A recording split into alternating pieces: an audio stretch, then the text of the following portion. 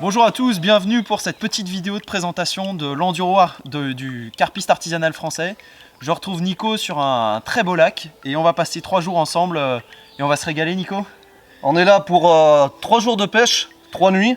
On vous présente déjà 2 magnifiques poissons d'un grand lac de barrage du Cantal. On est sur un petit préamorçage de 2 jours. On va essayer à travers ces quelques images de vous faire découvrir notre passion, du plaisir, du partage, de l'émotion, tout ce qu'on aime dans la pêche de la carpe. Et puis l'objectif de cette petite vidéo, c'est aussi d'avoir un souvenir de cet enduro virtuel qui a lieu au mois de juin 2022. Un petit souvenir pour nous, un petit souvenir pour tous les compétiteurs, les 50 plus pêcheurs qui sont là en même temps que nous, dans toute la France, à pêcher des poissons, à nous envoyer des images de leur capture. Ça fait bien plaisir, on est content qu'il y ait du monde. Et ben nous, on s'est déjà régalé, ça fait même pas 24 heures qu'on est là, on a déjà 2 beaux poissons de 14. On va les remettre à l'eau, mais en tout cas, ça commence super bien pour nous. Allez, zou!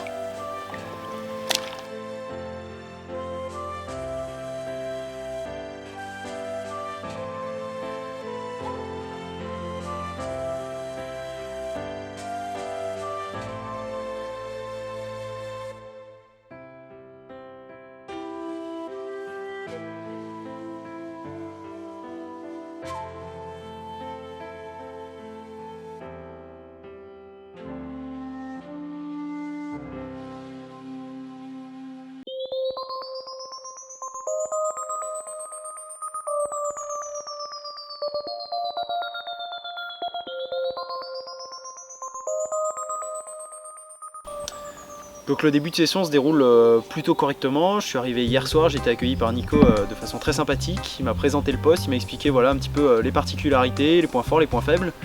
Je me suis installé sous des trompes d'eau pas possibles, c'est pour ça que j'ai pas pu filmer parce que vraiment c'était un déluge incroyable. Mais très vite ça m'a permis quand même ces conditions assez bénéfiques de faire un premier poisson sur les coups de 11 h. Et puis après j'en fais un deuxième au lever du soleil vers 5 h. Donc 2 beaux poissons qu'on vous a présentés avec Nico. Donc ça c'est le début de session, top. Donc pour l'instant on croise les doigts et on espère que ça va continuer sur cette belle dynamique et on attend le coucher du soleil avec impatience.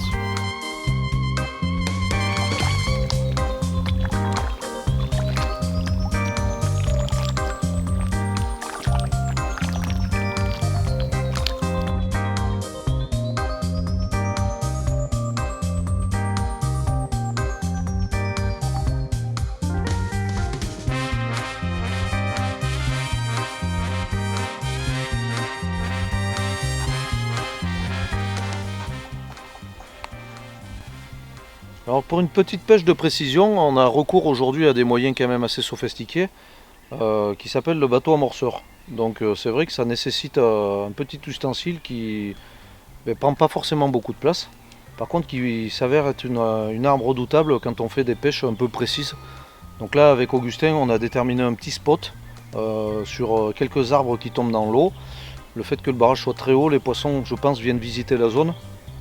Donc on va faire une pêche un peu précise. On pêche pas forcément très loin, puisqu'on pêche à peu près une soixantaine de mètres de nous. Par contre, on va faire une dépose vraiment précise. Donc là, pour le coup, on a prévu un petit spot avec quelques froliques, Uranus et Mars crochet, quelques tigers, une squid poivre, et on va aller déposer cette canne vraiment dans les arbres. En sachant que vu que le barrage est en gros 1 mètre plus haut que sa côte normale, eh bien, on va pêcher facilement dans 2,50 m de flotte. Et c'est vrai que sur un barrage comme ici, voilà, c'est une méthode qui peut éventuellement bien fonctionner. Donc là, le bateau est chargé, on est parti, on va les déposer.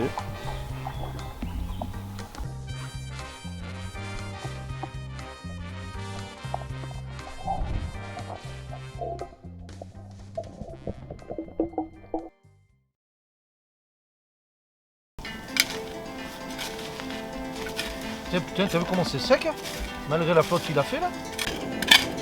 C'est sec, il le fout.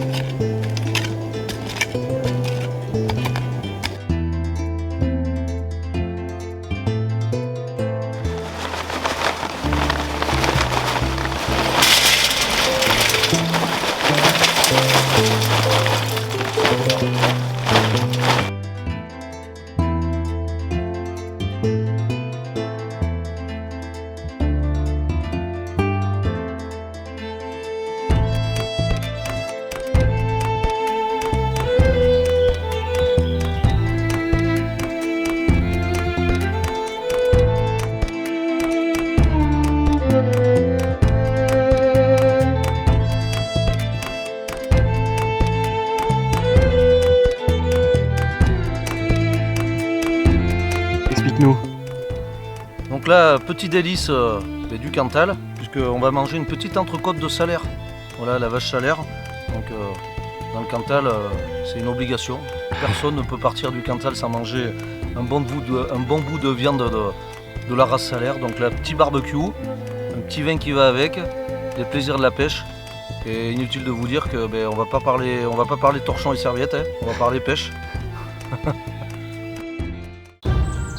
L'enduro bat son plein, donc on reçoit vraiment toutes les 10-15 minutes des images. Donc on est super content que vous jouez le jeu, que les gens respectent à peu près les règles. On a des poissons très très beaux qui sont déjà tombés, des miroirs, des communes, sur des rivières, sur des gravières, sur des étangs. Nous aussi, hein, on participe et on a fait des poissons en grand lac. Donc vraiment là, on a plein de photos. On les fait défiler, voilà, vous en voyez quelques-unes apparaître, c'est super sympa. On est content qu'il y ait autant de personnes qui se soient motivées, qui aient participé. On remercie infiniment Carp LSD, pêcheur.com et Carp TV de nous avoir soutenus parce que sans eux, on n'aurait pas eu la visibilité autour de cet événement. Ce sont des partenaires de choix, ce sont des partenaires XXL qui ont vraiment leur nom dans notre passion, que ce soit Carp LSD avec des informations d'un très haut niveau et c'est vraiment super sympa d'avoir un magazine tel que celui-ci qui participe au développement des connaissances de notre passion. Carp TV, nouvelle chaîne 100% carpe, ça n'existait pas, ça manquait vraiment dans notre passion. Les films de pêche à la carpe, c'est vraiment, ça émeut tout le monde. Donc on est vraiment content d'avoir cette plateforme qui va vraiment recentrer un contenu de qualité et en plus, mine de rien, où il n'y a pas de vernis publicitaire derrière. Même s'il y a des grandes marques qui font des super films, on les adore, la Carp TV fait des super films sans vernis publicitaire.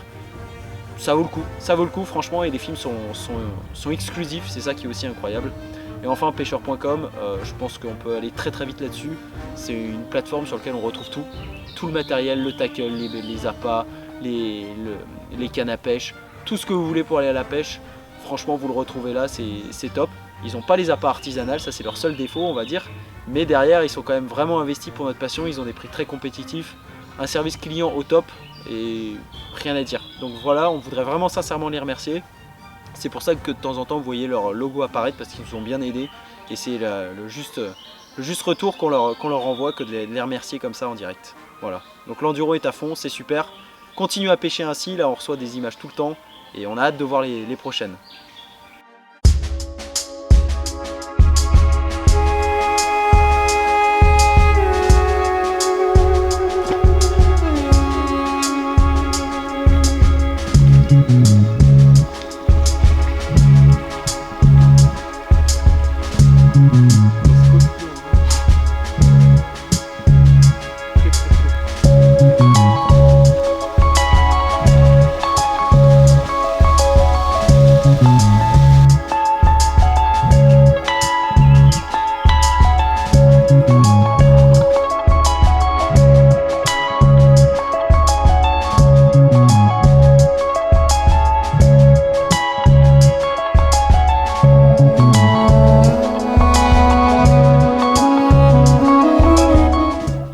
Sur un magnifique lac de barrage, de 560 hectares.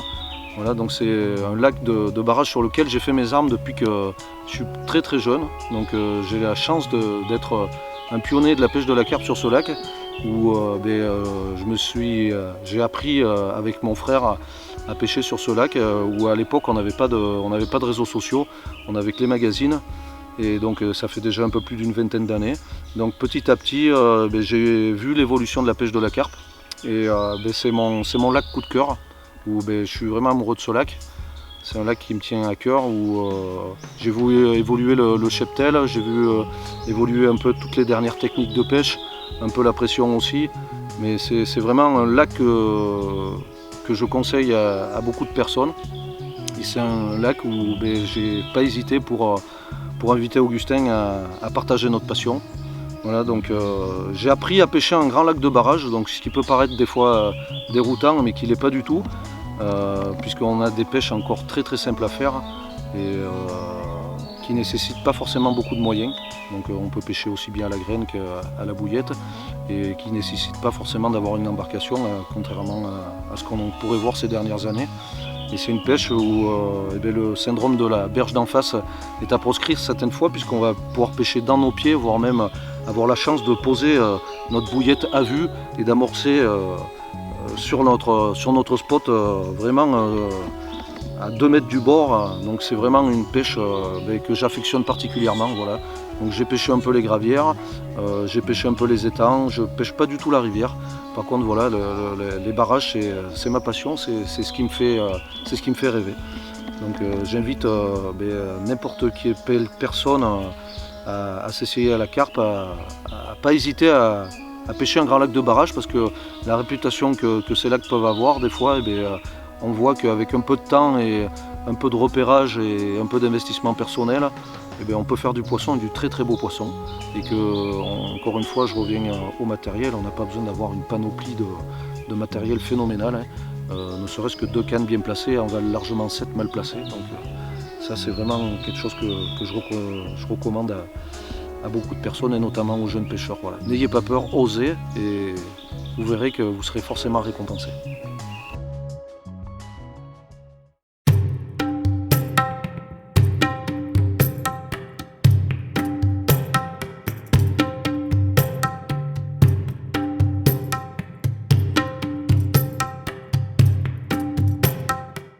Alors dans le courant de cette session avec Nico, on a utilisé 2 types de bouillettes, donc l'Uranus et la Mars, ce sont 2 billes à connotation carnée. Donc on a privilégié ce choix-là parce que c'était pour nous quelque chose d'intéressant sur un endroit assez sauvage et où les poissons ont l'habitude de se nourrir sur une alimentation plutôt de nature carnivore. Enfin, ils ont une alimentation de nature carnivore. Alors la Mars, c'est une bille qui est très très épicée, je vous déconseille de la goûter parce qu'il y a une quantité de piment assez impressionnante qui va faire que vous allez vous arracher la bouche tout simplement. Mais bon, c'est un mélange voilà, de carné, d'épicé. C'est un petit peu voilà, la thématique de cette bouillette, la planète Mars. La planète Uranus, par contre, c'est quelque chose qui est vraiment très très axé sur la protéine, le carné. Donc vous retrouvez de la moule d'eau douce, vous retrouvez de la farine de calamar et d'autres farines comme ça, très protéinées. Ce qui va donner vraiment une certaine atmosphère à ce produit, c'est assez intéressant. Ça sert dans des endroits où les poissons vont chercher de l'alimentation carnée, chercher à faire des réserves, donc ça peut être voilà, juste après la fraie comme c'est le cas pour nous, ça peut être au moment de l'automne aussi. Voilà, donc il faut le savoir, ça c'est les 2 caractéristiques de ces produits, ce sont des produits qui nous ont réussi fortement par le passé, c'est pour ça qu'on a fait ce choix là sur cette session qui est un enduro et qui est important, où il y a vraiment de l'enjeu, on n'est pas dans une phase d'expérimentation, là on est là pour concrétiser des résultats, donc ça fait vraiment plusieurs mois, voire maintenant bientôt années qu'on teste ce produit, enfin qu'on l'utilise et qu'on a de très bons résultats, donc c'est vraiment une variable qu'on met de côté. On n'est plus dans le doute de l'appât, maintenant on va essayer de réfléchir davantage sur le choix du spot, le choix de l'approche, de la stratégie. Mais voilà, l'appât c'est quelque chose de réglé, on n'en parle pas, on a confiance en notre appât. Le montage c'est pareil, on a confiance dans le montage et on peut se concentrer sur des choses vraiment capitales pour la pêche, la stratégie et la disposition des cannes et le poste.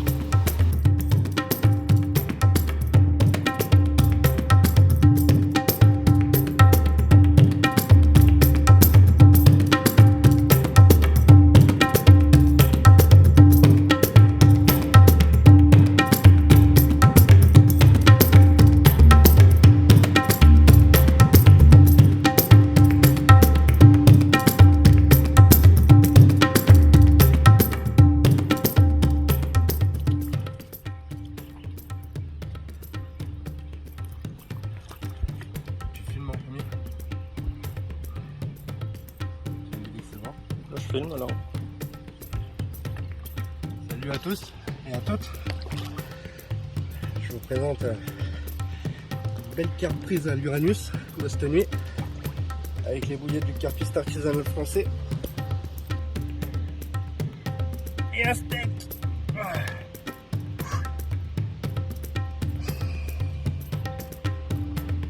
Un combat de plus de 20 minutes. Elle est allée se tanker, se détanker.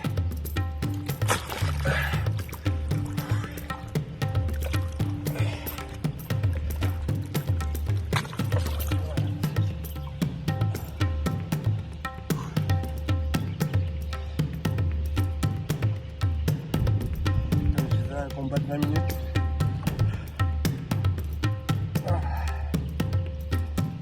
La persévérance en l'heure et le tour est joué. Et un bel orage en prime.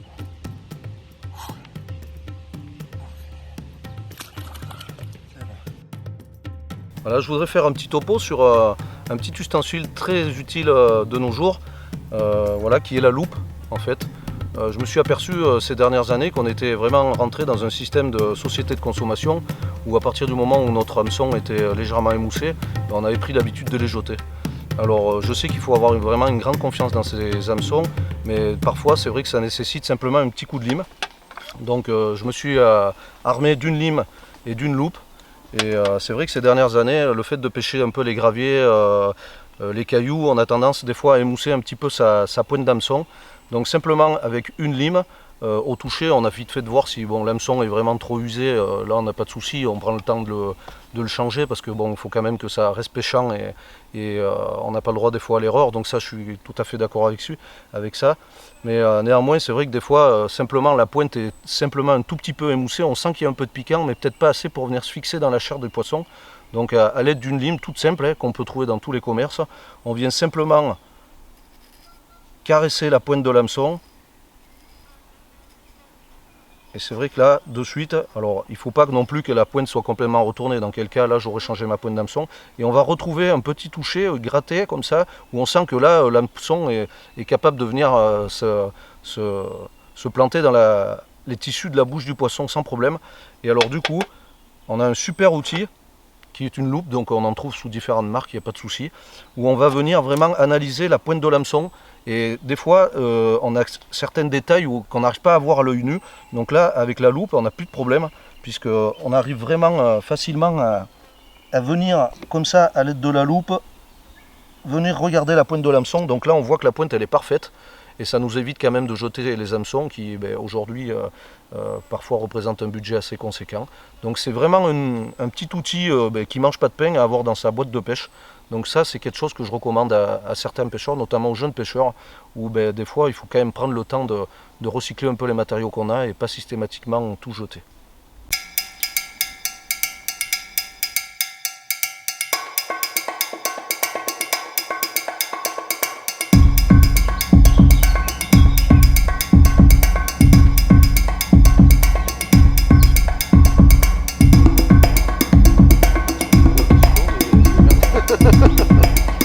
Pas fou.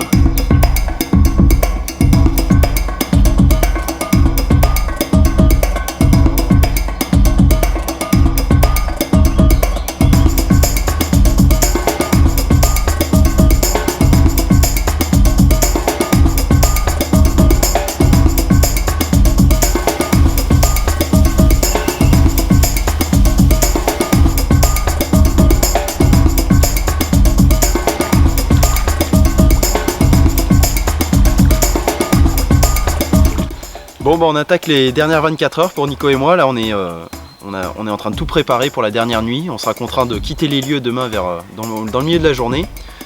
Donc là, vraiment, on a tout donné. On a ouvert le poste, on a dégagé des zones, on a testé différentes zèches. On a même été allé jusqu'à scier un petit arbre pour s'ouvrir le poste, Nico. Ouais, écoute, du coup, on a bien réfléchi à la stratégie pour éventuellement mettre toutes les cartes sur la table. Et on avait remarqué qu'on avait un spot vraiment très intéressant sur notre droite. Ouais. On est à peu près à 200 mètres. Néanmoins, on avait un petit arbuste qui nous gênait. Et pour ouvrir notre pêche, on a été obligé de jouer un peu les paysagistes. Donc c'est ce qu'on a fait. Donc voilà, mais je pense que le jeu en vaut la chandelle, en sachant que c'est vraiment un poste particulier qui sort de l'ordinaire, dans le sens où on a un gros vent du nord à peu près, qui balaye à peu près tous nos postes. Et là on se retrouve dans une petite baie un peu isolée, où justement, pourquoi pas avoir quelques poissons qui viennent s'alimenter sur cette zone qui change un peu de la globalité de tous les postes qu'on peut avoir. Voilà. Donc on est dans le money time, ouais. On croise les doigts. Et voilà, donc on s'est vraiment gratté la tête pour essayer de mettre toutes les cartes, mais bon, ça reste la pêche. Ouais, ça reste la pêche. On aura passé vraiment quelques jours formidables. Bon, c'est pas fini, on espère que cette nuit sera des plus mauvaises pour le sommeil, parce que le but c'est quand même de ne pas dormir. Et voilà, donc on n'aura pas trop de mauvais temps du coup par rapport à ce qu'on a pu avoir.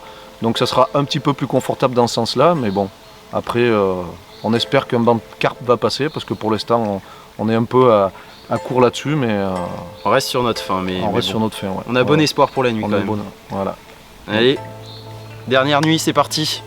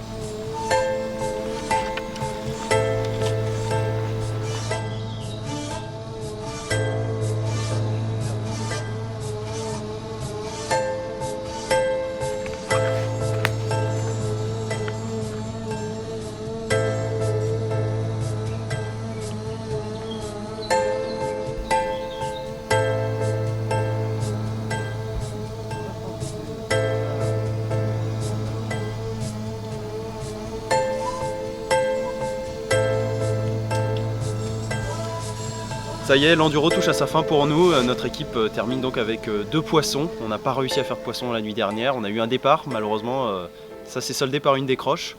Il y a un petit goût d'amertume en cette fin de session parce qu'on aurait espéré un peu mieux. Néanmoins, on s'est quand même bien régalé, Nico. Ouais, franchement, on a passé 3 jours fantastiques. On aura bien mangé. Je pense que vous verrez, vous aurez vu les quelques vidéos qu'on a pu réaliser. Voilà, concernant la pêche, on avait essayé quelque chose d'un peu nouveau par rapport à la stratégie qu'on avait mis en place, en tendant une ligne plus ou moins loin de notre coup. On a été obligé d'ouvrir un peu le poste pour le rendre un peu plus accessible, et malgré ça, cette canne n'aura pas déclenché de touche. Et on a ce départ à 3h30 du matin qui nous redonne espoir, mais au contact, le poisson est déjà décroché. Donc j'avoue clairement que ouais, ça laisse un petit goût d'amertume. Et donc voilà, le poisson est resté maître du jeu et c'est lui qui gagne. C'est la pêche. C'est la pêche.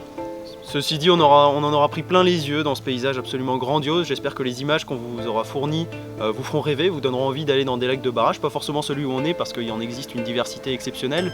Et chacun est unique, chacun a ses propres caractéristiques, ses poissons, son âme, son état d'esprit. Donc voilà, le but c'est de vous faire rêver, c'est de vous accompagner au cours de cet enduro. On a une petite pensée pour ceux qui terminent l'enduro, là il reste encore 24 heures, donc bon courage à vous. Bravo à tous ceux qui ont pris du poisson. Nous, malheureusement, on est un peu en dehors de la compétition, du moins c'est le classement par points, ce sera pas pour nous. Mais bon, il y a de très belles pêches qui se sont faites. Bon courage au dernier, et puis on espère sincèrement que ce film vous aura plu, que vous aurez pu prendre plein de plaisir à nous suivre ici et avoir un petit souvenir de cet enduro virtuel du carpiste artisanal. Merci à tous et à une prochaine au bord de l'eau. Merci.